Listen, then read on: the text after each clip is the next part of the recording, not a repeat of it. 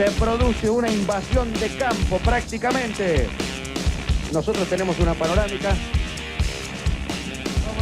¿Cómo no, Marino? Y aquí parece que da por terminado el partido, ¿eh? Aquí terminó el partido y Ferro es campeón, Marino. Efectivamente, y el espectáculo de aquí arriba es impresionante. Cientos de espectadores ingresan invadiendo el campo de juego, buscando trofeos, casacas o un botín. Ferrocarril Oeste, campeón del Nacional. Marcará el 7-0 definitivo. Insistimos, lamentablemente para Ferro, el próximo año juega en segunda división.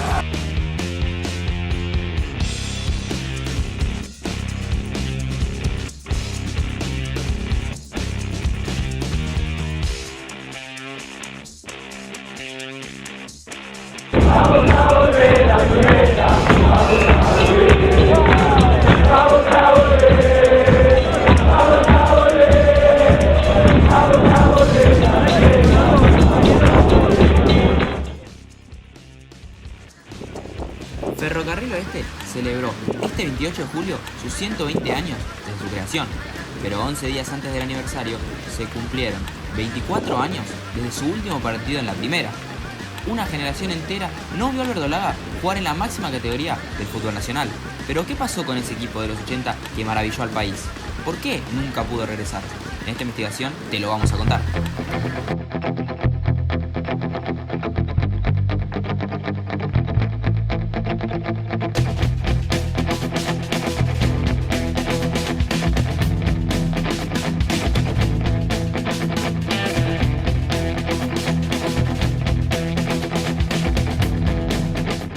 Y entonces, ¿en dónde está parado Ferro hoy en día?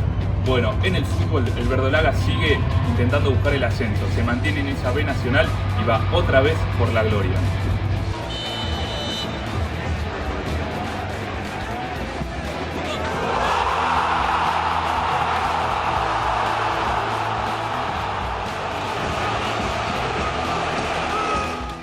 En una segunda división que parece cada vez más difícil para los clubes, el Expreso Oeste se ubica en los últimos puestos del reducido en la zona A. Sin embargo, son 19 los equipos solamente en ese cuadro que buscan un hueco entre los 8 mejores y la diferencia de puntos entre sí no pasa de las 10 unidades.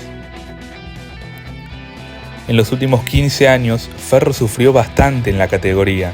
En la mayoría de las temporadas se malacostumbró a quedar en la zona media-baja de la tabla. Incluso en el 2014, cuando hubo 10 ascensos entre dos zonas de 11 equipos y 5 promociones por grupo, el verde no solo que no aprovechó la oportunidad dorada, sino que quedó último y se salvó del descenso por la ausencia del mismo. No obstante, el club sigue demostrando su estilo polideportivo. Por más que el mal tiempo se viva en el fútbol profesional, eso no se ve reflejado en los otros deportes de la institución. En la actualidad, Ferro goza de un buen presente en las demás disciplinas. El equipo de futsal masculino está en la primera A y le ganó la final de la Copa de Plata a Racing en 2023. El femenino también está en la máxima categoría, en la que salió campeón por primera vez en 2020 y hoy por hoy es el puntero de la tabla. Con la pelota naranja, ya es costumbre el estar a la altura.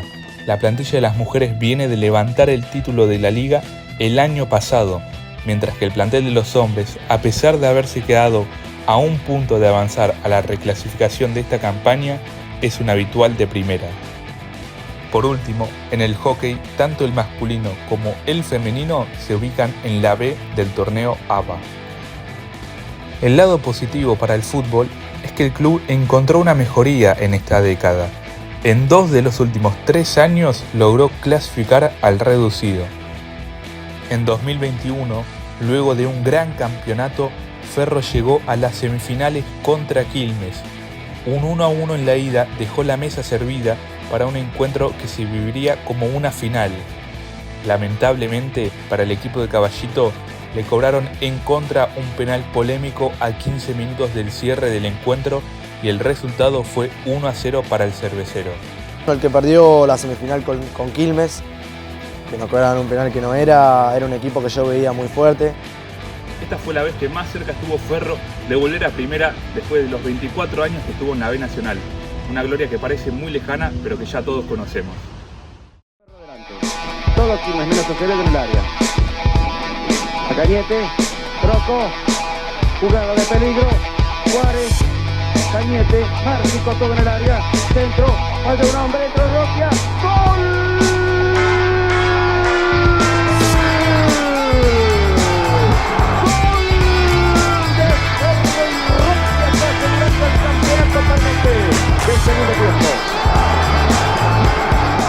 Si tenés menos de 30 años, seguramente escuchaste hablar del viejo Ferro que logró jugarle de igual a igual a los más grandes del país. El verdolaga se ganó el respeto de los hinchas de todos los equipos cuando en 1982 levantó su primer título en primera, el torneo nacional, tras vencer a Quilmes 2-0 en la final y coronarse campeón de manera invicta. Grigol era una experiencia terrible, que no sé cómo nunca fue a la selección él, porque creo que fue el más grande técnico que hubo. Era un equipo que goleaba, no le pudieron hacer un gol, y llegó el campeonato del 82, que invicto todo el campeonato, ganó todos los partidos. ¿Cómo va a jugar Ferro hoy frente a River? Bueno, va a ser un control de pelota en el campo de ellos para provocar o romper las dos líneas de 4 de River. Quiere decir que tiene que salir River. Para eso hemos trabajado bastante con los medios y la línea. Aunque este éxito no surgió de la nada, todo comenzó a principios de 1980, cuando decidieron contratar a Carlos Timoteo Grigol, entrenador que ya había salido campeón con Rosario Central en el Nacional del 73 y lo había llevado a las semifinales de la Libertadores en 1975. En el 81, los de Caballito lucharon en el Metropolitano ante Boca, de Diego Armando Maradona, y salieron subcampeones. El planteo de Grigol había empezado a tomar color, pero la fortuna no estaba de su lado. Luego de salir segundos, la competencia próxima era el Nacional. Ferro brilló otra vez, ganó 13 partidos de 20, pero volvería a rozar la gloria. Esta vez perdió 1-0 la final frente al River de Mario Kempes. Los dos clubes más grandes de Argentina fueron los que amargaron al verdolaga. Pero imagínense, una institución que nunca había logrado un título en el fútbol, que pocas veces había salido de los puestos más bajos, de repente plantándole cara a los dos más ganadores. Si se hace una sumatoria de estas dos temporadas, Ferro se habría coronado campeón con 78 puntos, seguido de Boca con 71 y River con 67. Por otra parte, el contexto económico, político y social del país no ayudaba en el fútbol argentino. Durante estos años se había logrado volver al origen en el que las estrellas jugaban en nuestro país. Boca con Maradona, River que contaba con 7 campeones del mundo en su plantel y cerró el fichaje de Kempes, que venía de ser goleador y figura del Mundial 78. Esta etapa de luz se fue oscureciendo gracias al gobierno militar y la crisis que originó la Guerra de Malvinas. La economía no daba abasto y los clubes se vieron en la obligación de vender a sus principales jugadores para saldar deudas. Esta situación beneficiaría en gran medida a Ferro, puesto que su plantel se sostenía con sus inferiores.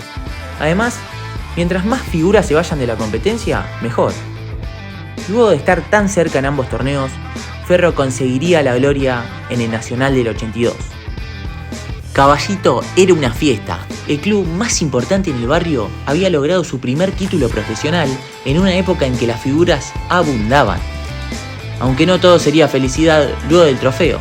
Partieron Carlos Varicio, arquero con el récord de 1000 minutos consecutivos sin recibir goles, Juan Domingo Roquia, leyenda del club, Cacho Zacardi, máximo ídolo de la institución, y Miguel Ángel Juárez, goleador del título del 82. La base del éxito se diluyó, pero la idea seguía más firme que nunca. En el campeonato del 84, el conjunto comandado por el Beto Márcico se midió en la final ante el River de Alonso y Francescoli. La ida en el Monumental se la llevó Ferro por 3-0, culminando un baile histórico.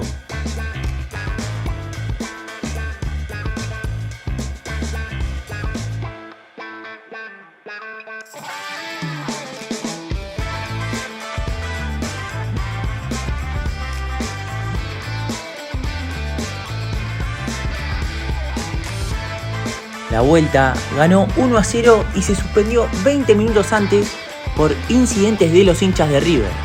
Los violentos incendiaron la tribuna, pero el fuego no frenó al gigante de Caballito, que volvió a salir campeón y logró el último título de su historia.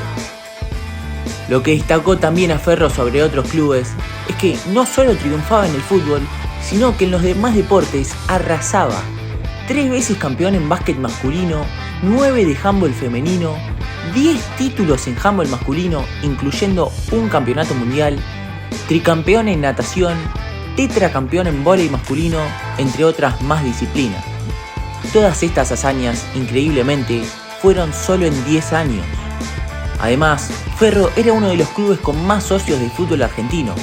Tal era la relevancia que tenía como institución que en 1988 la ONU lo reconoció con un premio especial que comparte únicamente con el Milan de Italia.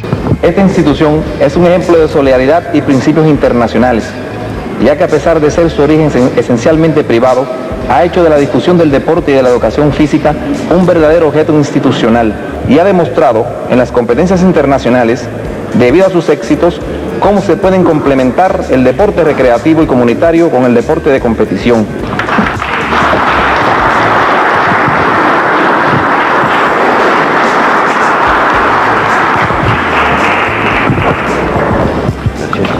Gusto. Muchas gracias.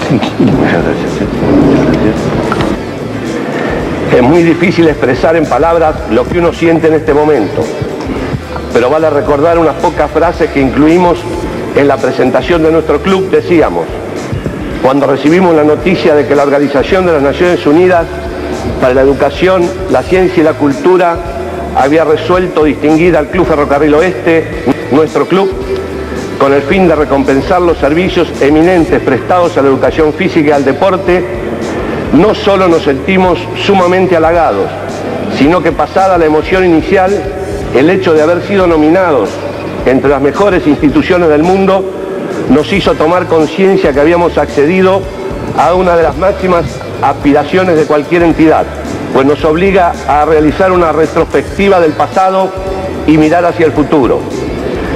No sabemos si esta distinción es el logro más importante, pero de lo que estamos seguros es que tendrá por siempre un lugar especial en nuestros corazones, en nuestros asociados y en la historia de nuestro club, que quizás ustedes mismos, con su elección, lo hicieron más grande de lo que es. Por eso solo permítame definir toda esta emoción en 2 palabras. Muchas gracias. Sin embargo, esta época dorada no iba a durar para siempre.